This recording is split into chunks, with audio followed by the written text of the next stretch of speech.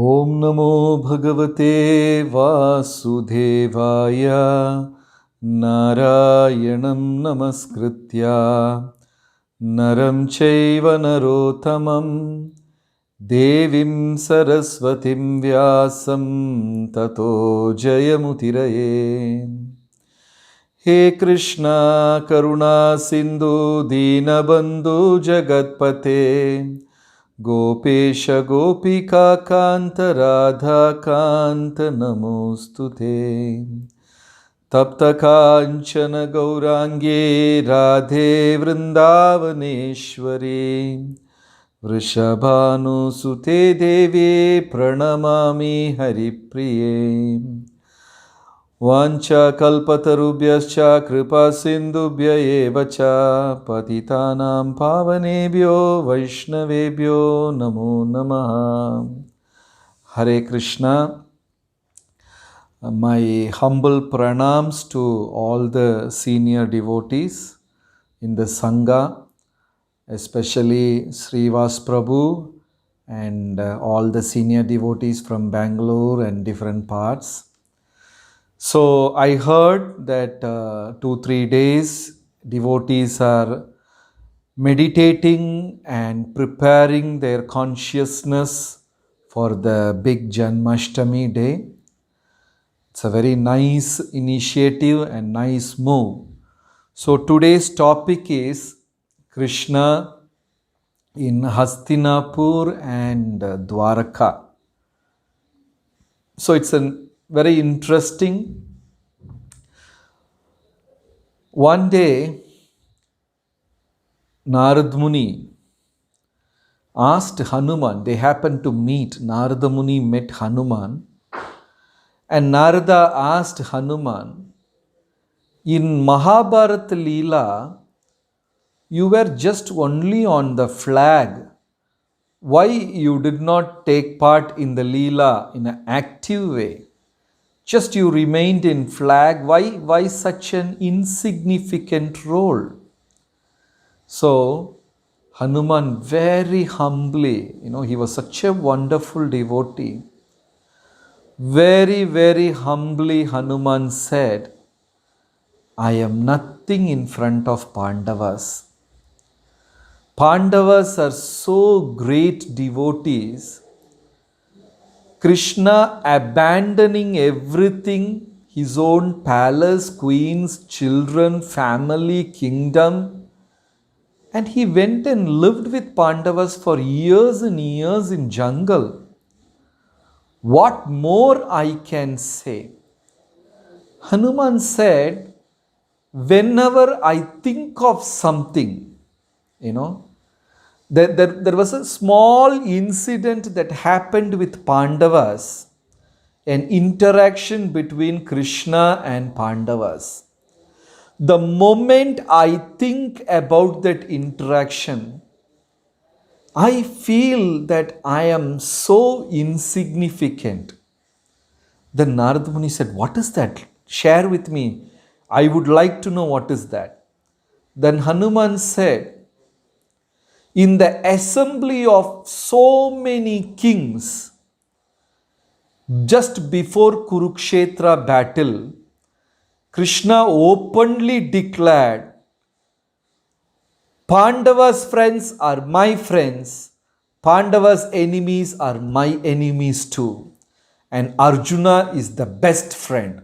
In an open assembly, Krishna didn't become diplomatic because there are so many kings. This statement might hurt them, please some of them, hurt some of them. But Krishna so openly said, Pandava's friends are my friends too, and their enemies are my enemies too. How much closeness, how much possessiveness Krishna has got with Pandavas. The moment I think of it, I feel so insignificant. A person like Hanuman is saying this. Hanuman is a person of humility, humble personified. Even though he was doing amazing big task, Hanuman always remained very humble and he took a very simple stage. So Narada Muni was like a little impressed by that statement. How Lord boldly, Krishna has got so many devotees, and how Krishna can so boldly say that all the enemies of Pandavas are my enemies too, and Pandavas' friends are my friends too. So Narada Muni wanted to know, what is this? What is the secret? So Narada Muni asked Hanuman himself, what is the reason? What do you think which made Pandavas so dear to Krishna? Then Hanuman said, I feel it is their unity. All the five are entirely different personalities. Yudhishthira, so humble, so sweet, so polite, so gentle. He doesn't register any bad feeling with anyone. And Bhima, on the other hand, he's a terror. Arjuna, the most expert, talented archer, soldier. And Nakula, no one can ride chariots like Nakula. He can easily ride a chariot with his, got 1,000 horses. The best charioteer in the whole creation. And Sahadev, the topmost astrologer. He knew everything that is going to happen in life. Whatever is going to happen, he knew everything. So that became a biggest austerity for Sahadev. Because the knowledge about future, imagine you have a son, we have a son. And by astrology, or I understand that after 10 years, this boy of mine, my own blood and flesh, he is going to kick me out of the house. If I know that truth beforehand, will I able to love him properly? So Sahadev's life itself is tapasya, because he knew everything that's going to happen. And he lived like that. So these five personalities, Yudhishthira, Bhima, Arjuna, Nakula and Sahadev, completely different. But the moment the name Krishna is spelt, they are united and they lived a life like that.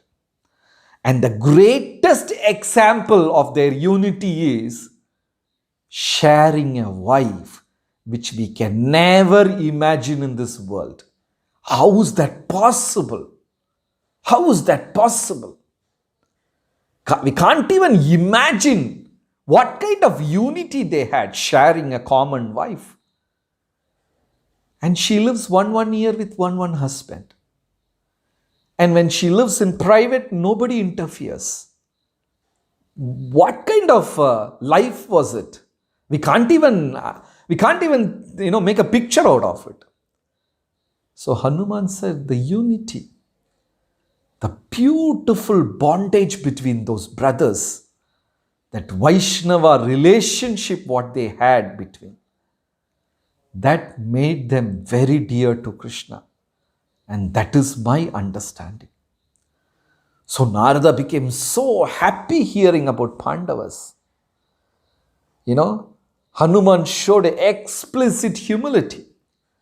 So Narada ran to Hastinapur to meet those Pandavas. So Narada Muni went there and hugged each and every Pandava. And Narada, as though he has got 1,000 heads, he started glorifying Yudhishthira. I came to know that Krishna declared that whoever is your friend is his friend and whoever is your enemy is his enemy. How Krishna said that?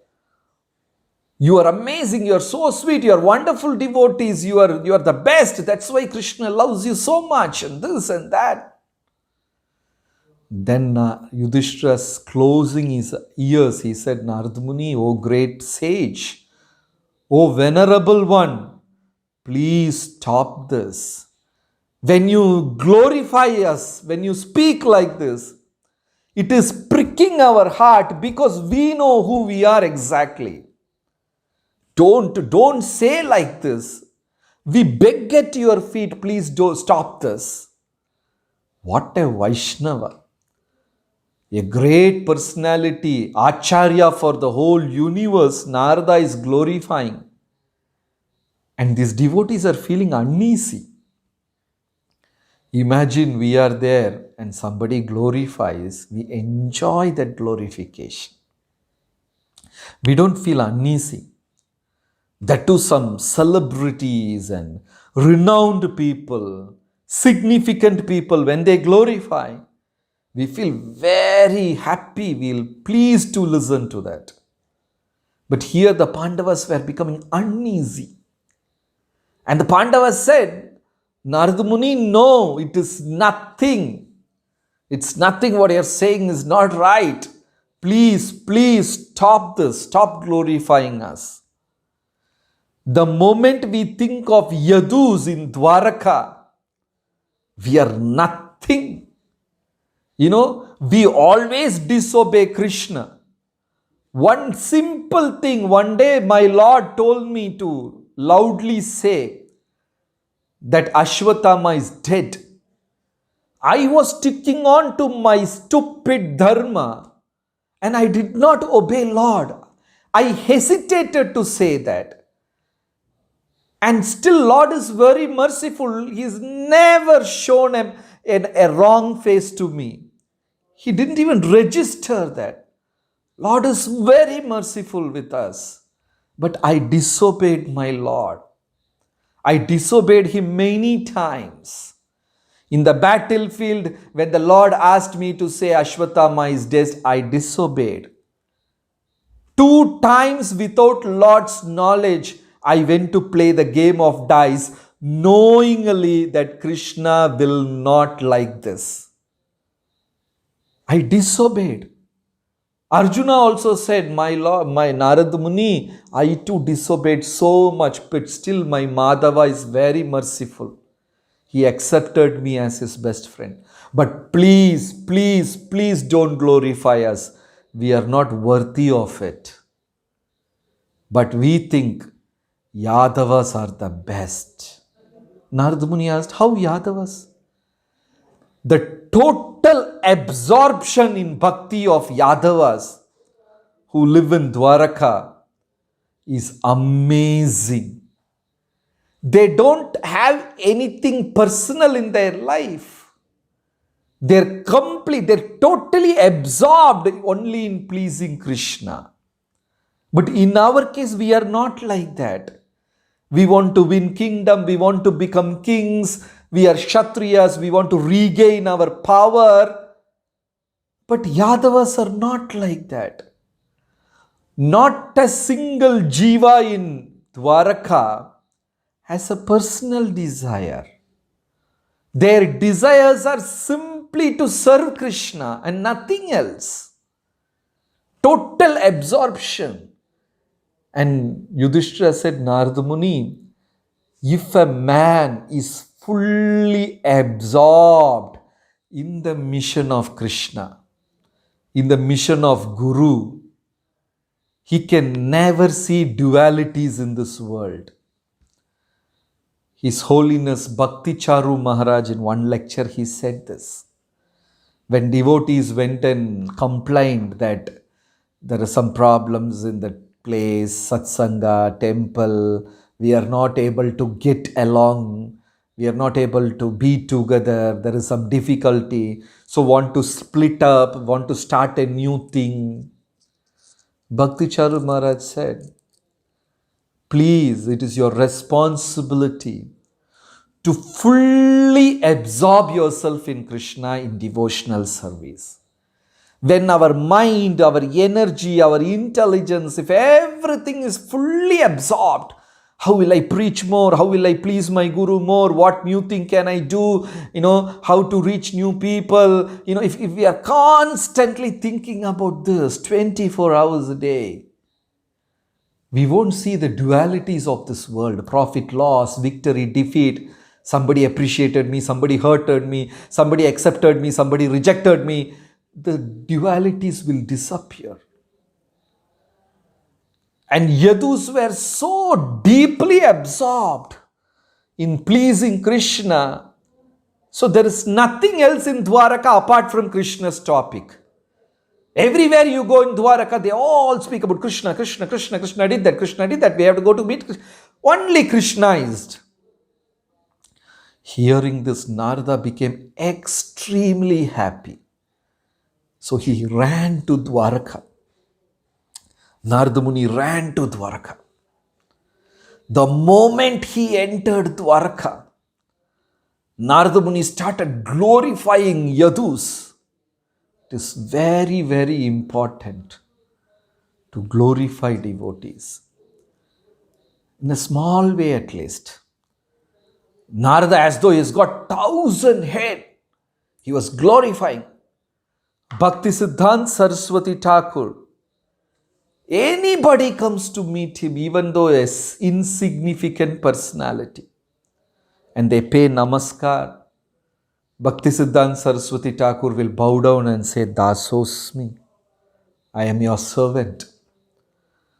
Once, Netaji Subhash Chandra Bose came to me. Actually, Netaji met Bhaktisiddhanta Saraswati twice. So Netaji got a mission. He started Indian National Army, INA. And he had a slogan. All over India, Netaji traveled and said, give me blood, I will get you freedom. This was his slogan. And he was gathering youth, young people, so many people. So somebody told him, Bhaktisiddhanta Saraswati Thakur has got a lot of followers, young boys, young blood. Let us go and approach him. So Netaji Subhash Chandra Bose came, and Bhaktisiddhanta Saraswati Thakur had 50,000 disciples. So Netaji said, he was a very religious man. He bowed down, paid obeisances, and Bhaktisiddhanta Saraswati Thakur also paid obeisances and said, Dasosmi. Then he said, I heard that you have so many young men with you. Why don't you send them with me? I will get you freedom. Let them give their blood. I will get freedom for this country. Bhaktisiddhanta Saraswati Thakur smilingly said, we don't even want blood. Just give your intelligence. We will make you eternally free. But Netaji could not grasp what Bhaktisiddhanta Saraswati Thakur said.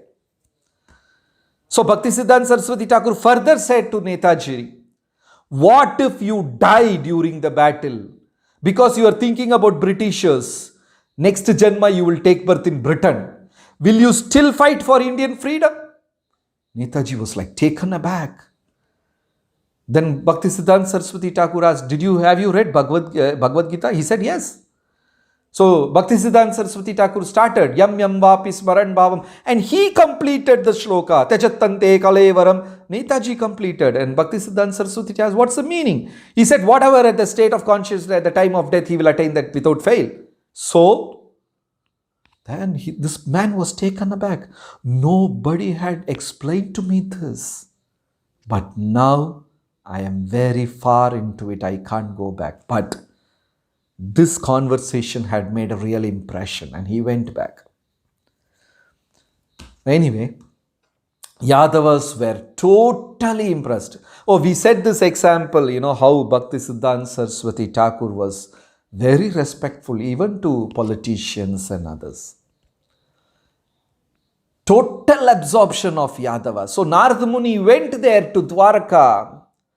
As though he has got 1,000 head, he was glorifying Yadavas, Balaram, Subhadra, Rohini Maya, and he was glorifying Vasudev, Devaki, and Uddhavas, praising and jumping and singing their glories. But Narada Muni felt very strange in Dwaraka. Nobody paid any attention to those glorifications. They didn't even care that Narada is glorifying them. That was very strange to Narada. Because somebody comes and glorifies us, either we will say stop or we will be responding to that person. But Narada Muni could understand something busy, something else is going on there, and they did not pay any attention to Narada. It was completely different. So when Narada Muni went closer, he found Balaram is blaming Krishna so deeply. I don't know why he is not able to keep his promise. Who asked him to make promise? All these people are so attracted to Krishna. They're devoted to Krishna and they're fasting and, fasting to death. Why can't he pay a visit? Balaram is very angry, shouting at Krishna. And Rukmini is coming and pacifying, no, Balramji, Krishna can't do that because Krishna does and they will hold him. They will not leave him back to Dwaraka. Then Rohini comes in between. Yeah, I know what Krishna did. I can't see the pain of those people, Vrajvasis. How much promise he has made. He has to go. Then Subhadra comes. Yes, Krishna should go. Whole argument and fight. It is all about Krishna going to Vrindavan. They are all fighting. Some of them are saying Krishna should go. And they did not pay any attention to Narada's glories. Then Narada spoke to Uddhava. What is going on? Then Uddhava said, Balaram just came back from Vrindavan and he saw the situation in Vrindavan, how devotees are so much, they're suffering in separation. The fire of separation burns within them. So Balaram became very angry with Krishna because Krishna has put them so much in separation, viraha. So Balaram wants Krishna to go. Yes, Subhadra wants Krishna to go. Rohini wants Krishna to go. But Rukmini is scared. She didn't want Krishna to go. What if their love binds him and Krishna doesn't come back? Narada realized all these people are so consciously engrossed and completely speaking about Krishna alone. Total absorption, and they didn't even realize that a person is standing next to them and glorifying them. What kind of absorption? So this is what we learned from Dwaraka. Total absorption in bhakti. Nothing will fall in the way. This is how they were. And from here, Narada goes to Vraja. But this is not our topic today, and I think time is 9. So, 3 people today we discussed. Hanuman, humility.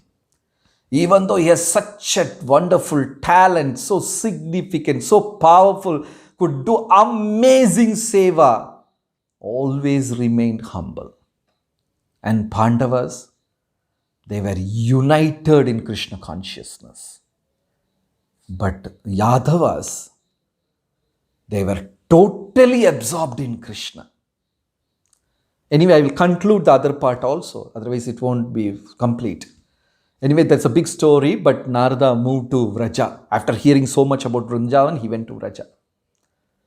And he saw each person was thinking of Krishna and, rubbing their face against trees, scratching their nails. So Narada Muni found out there is nothing called I in Vrindavan, aham in Vrindavan. They simply existed, gopis simply existed for the pleasure of Krishna. Yatha Vrajagopikanam. What is bhakti? Bhakti means simply life of gopis. The I disappeared and Narada compared them with sandalwood. Sandalwood, you keep grinding it. The sandalwood will die. And it will give cool, aromatic paste to others. Sandal will simply disappear. The sandalwood would disappear. But it will give a very cool paste and that aroma for others. The gopis' life were like that. There is nothing personal.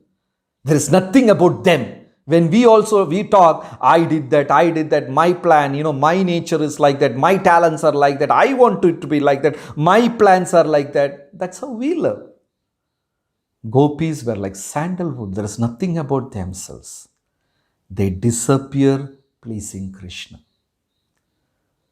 So we take up these lessons, how Hanuman was humble, how Pandavas were united, how Yadavas were totally absorbed. So let us, like a beggar, we pray on this Janmashtami. We should also understand glimpse of these bhakti rasas. Thank you very much. Hare